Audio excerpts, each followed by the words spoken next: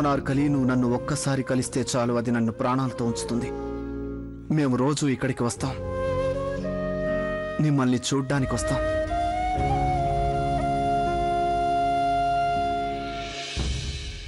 హుజూర్, మనకందిన సమాచారం ప్రకారం తురాన్ రాజు మొఘలాయి సైనికుల సహాయంతో మనవైన 2 ప్రాంతాలని ఆక్రమించుకున్నాడట. ఇది మాత్రమే కాదు, ఇరాన్ చుట్టుప్రక్కల దేశాల రాజులతో కూడా ఆ జలాలుద్దీన్ మొహమ్మద్ అక్బర్ మైత్రి కుదుర్చుకున్నాడట.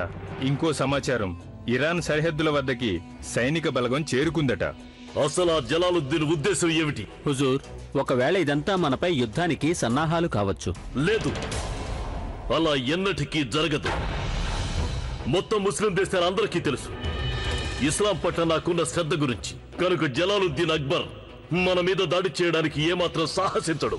నిజంగానే తనకి యుద్ధం చేయగల ధైర్యం ఉండి ఉంటే సలీం బదులు మురాద్ని కాబోయే షహన్షాగా ప్రకటించి ఉండడం. హిందూ దేశపు రాజులకు వర్తమానం పంపించండి. మన శత్రువులతో చేతులు కలపడం ద్వారా తను మాతో శత్రుత్వం కోరి తెచ్చుకుంటున్నాడు అని. ఆయన గనుక ఇదంతా ఇలాగే కొనసాగిస్తే దాని పరిణామం మొత్తం హిందూ దేశంపై పడుతుంది అని చెప్పండి. ఆ జలాలుద్దీన్ కనుక ఇలాంటి దుస్సాహసానికి దిగి ఉంటే మనం పంపించే ఈ వర్తమానం ద్వారా అతడు తప్పకుండా కళ్ళు తెరుస్తాడు.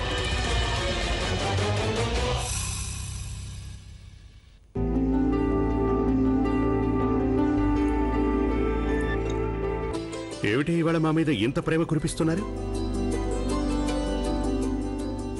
మేమేమో మీతో ప్రేమగా మాట్లాడుతుంటే మీరు మాకు జవాబు చెప్పట్లేదు. పైగా మేము ముసలివారమైపోయామని మా మీద వేటకారం చేస్తున్నారు. అసలు ఏం మాట్లాడాలో నాకేమైనా తెలిస్తేగా ఇంకేం మాట్లాడమంటారు మీతోటి?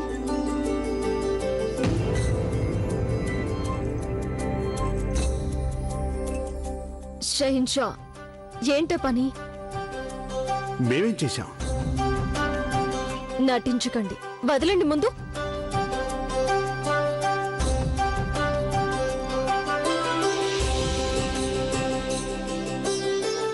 ఇదిగోండి, వచ్చి నిల్చున్నాం మీ ముందు. ఇక చెప్పండి, మేము ఏం పట్టుకున్నామని వదలమంటున్నారు?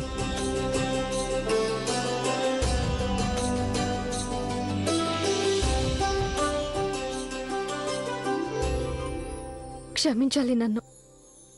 అసలు ఏమైంది జోధా బేగం? ముందేమో మమ్మల్ని కోపడ్డారు, ఇప్పుడు క్షమాపణ కోరుతున్నారు. ఈ మధ్య మాకు అనిపిస్తోంది మీకు మేము ఏమన్నా తప్పుగా అనిపిస్తోంది అని. అరే, అలాంటిదేమీ లేదు. మీరేదో నా దుప్పట్టా పట్టుకున్నారనిపించింది నాకు. అయినప్పటికీ కట్టుకున్న భర్తని మందలించడం తప్పు జోధా బేగం. కనుక మీ తప్పుకి మీకు శిక్ష పడి తీరాల్సిందే. ఒకవేళ ఆ శిక్షకు మీరు ఒప్పుకోకపోతే అప్పుడు మేము మీతో మాట్లాడడం మానేస్తాం. అయితే సరే, నాతో మాట్లాడడం మానేయండి. నేను కూడా మీతో మాట్లాడడం మానేస్తాను. వెళ్ళిపోతున్నాను. శుభరాత్రి. అరే ఆగండి జోధా బేగం, మేమేదో సరదాగా అన్నాం. అయినా మా వల్ల ఏదైనా తప్పు జరిగిందని మీరు అనుకుంటే ఆ తప్పుకు మేము క్షమాపణ కోరుకుంటున్నాం.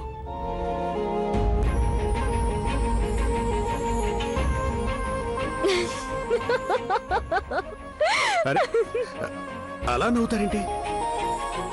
అడిగిన వాళ్ళం మేమే, మీరే మమ్మల్ని అనునయించాలి. సర్లేండి, మేము నిజంగానే మేము మీతో మాట్లాడడం. వెళ్ళండి.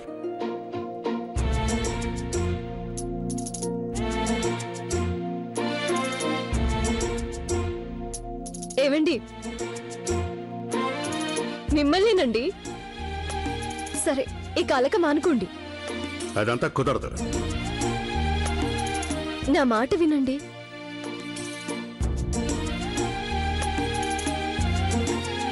సరే, నేను గొంజిళ్లు తీసి క్షమాపణ కోరుతున్నాను. ఇక నేను అలక మానండి. మానేసినట్టేగా?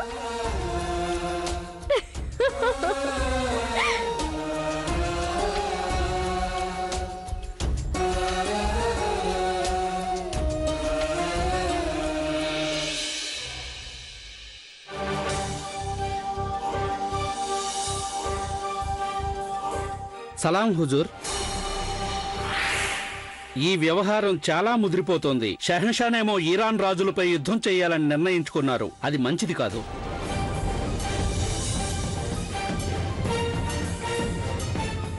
నేనంటూ ఉండగా అలా ఎన్నటికీ జరగనివ్వను.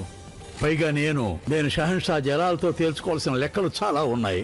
నా కుమారుడి చావుకు పగ తీర్చుకోవాలి. కానీ మీరు షహన్షాని ఎలా ఆపగలరు? జోధా బేగంకి కానుక పంపించడం ద్వారా. తనను లోపలికి తీసుకురండి.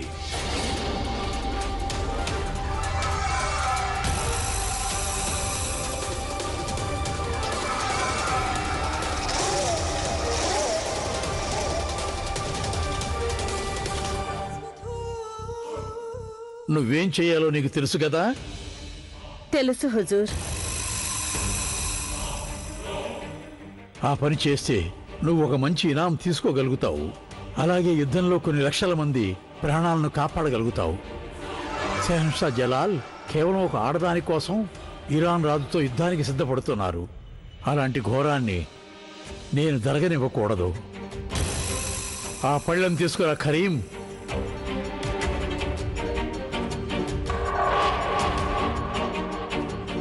దాన్ని ఈ అమ్మాయికి అందించు.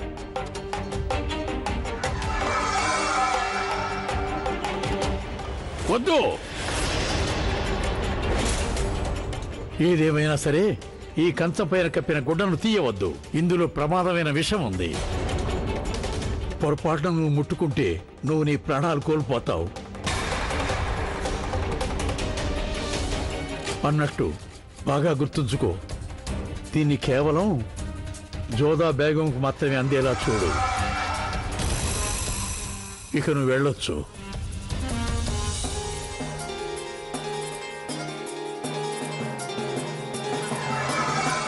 ఇక జోదా బేగం కనుక ఒకసారి దీన్ని ముట్టుకుంటే అప్పుడు ఆవిడెవరూ కాపాడలేరు. ఇక జోదాయే లేకుండా పోతే మతం మార్చుకోవాలన్న ప్రశ్నే తలెత్తదు. దాంతో ఇరాన్ రాజు జలాల్తో యుద్ధం నుంచి బయటపడిపోతాడు. ఒకప్పుడు నా హక్కులు నాకు లేకుండా చేశారు, అలాగే ఇప్పుడు తన హక్కులు లేకుండా చేస్తాను.